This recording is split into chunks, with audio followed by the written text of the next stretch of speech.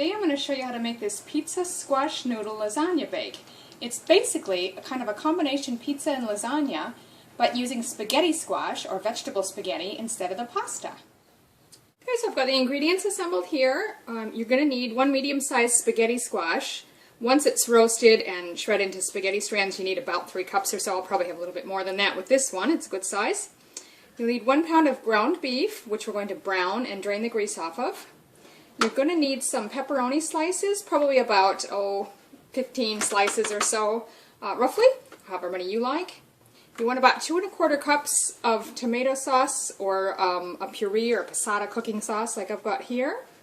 You'll want about 3 cloves of garlic that have been peeled and minced, a half a tablespoon or so of Italian seasoning, and if you haven't got Italian seasoning, I just use a blend of oregano, basil, and a little bit of rosemary added to it. You're also going to want some olive oil and some sea salt for that. Now next would be, for the toppings, about a half a cup of whole ricotta. I may use more than that, we'll see how it goes, but that's what the recipe calls for. And then you're going to use some of the slices of pepperoni on top. And then you want about a cup of shredded mozzarella cheese. Now I don't actually have mozzarella, I've actually got a blend of tasty cheese, which is kind of like a bland cheddar, and some fresh grated parmesan. So I'm going to use a mix there.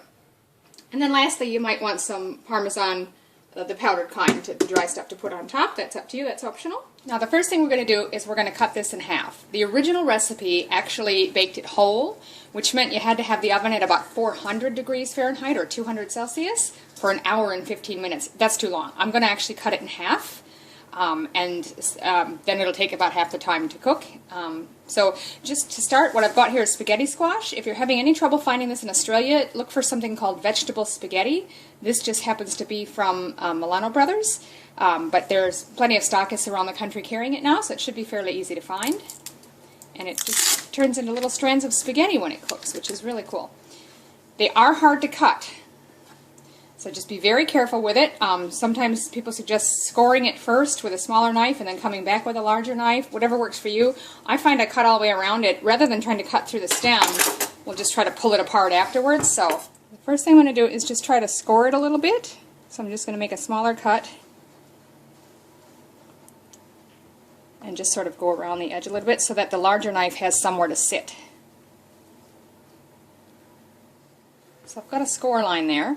I'm just going to place the tip of this larger knife down in there now, and very carefully get it straight down. I'm not cutting towards my fingers, I'm just going straight down right now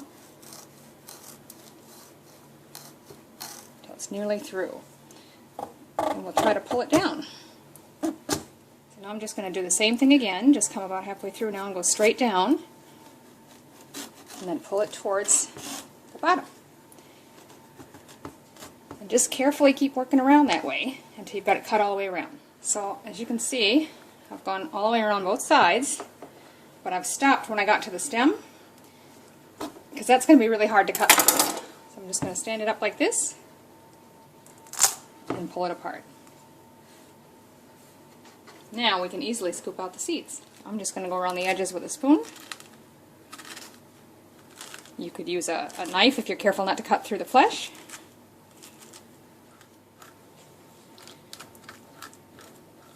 Once you get most of the seeds scooped out, it's really just a matter of scraping with your spoon to get the rest of the stringy bits. Don't go too far because the flesh does, after it's cooked, string apart as well, so it might be hard to tell where to stop. But this kind of reminds me, for those of you from the States who've carved Halloween pumpkins, of cleaning out the inside. The next step is we're just going to brush these lightly with some olive oil and a bit of salt and pepper. So I'm actually just going to pour a little bit right inside of it and just use my brush to sort of brush that around and on the edges as well.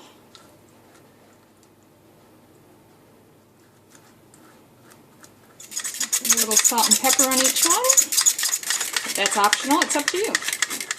The next step is we're going to put these in the oven. You want to pop them on the pan. I've got a baking paper lined pan here. Open side down, so skin side up. Pop those in the oven for about 45 minutes. Now in the original recipe, she's starting with ground beef that's already been browned and drained. Mine hasn't been, so the first thing I'm going to do, normally I would use a frying pan, but we're making a sauce here, so I've actually got a deep saucepan, and I'm going to start by browning the meat. So while that beef's browning, I'm just going to chop some of the pepperoni. I'm actually probably using about double what it said. I've got about 10 slices here that I'm just going to chop up. A few cuts this way. Turn it and do a few the other way as well. So once our meat's brown, this is going to get added in to help make the sauce. So the meat looks nicely browned. I'm just going to drain off the excess grease. And we'll get right back in it. Alright, so I drained the grease. Now I'm going to add that chopped pepperoni, our tomato sauce, garlic, Italian seasoning, our little quarter teaspoon of salt. I'm just going to give it a little few squirts, and 1 teaspoon of olive oil. I've reduced the heat down to medium. We're just going to stir this all up really well. So we're just going to let this come to a low boil, and it's not going to take it long at all. You can see it's already starting to bubble up. And then we're going to reduce it and cover it and let it simmer for 10 minutes. You can see it's already starting to bubble up there. So it's been 45 minutes. I'm going to pull these out. And I've also turned the oven down to about 350 Fahrenheit or 180 Celsius. Just turn them over, and I'm going to let them sit for a couple of minutes to cool slightly and let some of that steam escape, and then we'll start shredding them. I've just got a rectangular baking dish that I'm going to get ready to start layering our pizza lasagna in. So I'm just going to put a little bit of olive oil in there and spread that around a bit. So now I'll just take the fork and start gently pulling apart the spaghetti shreds. As you can see, it shreds nicely into spaghetti strands. We'll do both halves. We need about 3 cups total. Alright, so we're going to start by layering half of the spaghetti squash. So I've got 1/2 of these already done. Now a little easier once I poured part of it out there. Now we're just going to sort of spread that evenly in the bottom of the pan. The next step is half of the meat sauce. Now for the ricotta, the recipe says 1/2 cup. This is a little more than that. We'll see how we go. We're just going to sort of drop little dollops on there. And then if you want to, you can spread them out or just leave them in clumps. It doesn't matter. So I'm just spreading that across evenly. Now also in the original recipe, she saves all of the shredded cheese for the top. But I think some of it would be nice in this middle layer as well. So I'm just going to give it a little bit in this middle layer. So the next layer is the other half of our spaghetti squash, and I'm just going to start spreading that over. You can see you can get it pretty well right down to the shell. You can get nearly all of it out.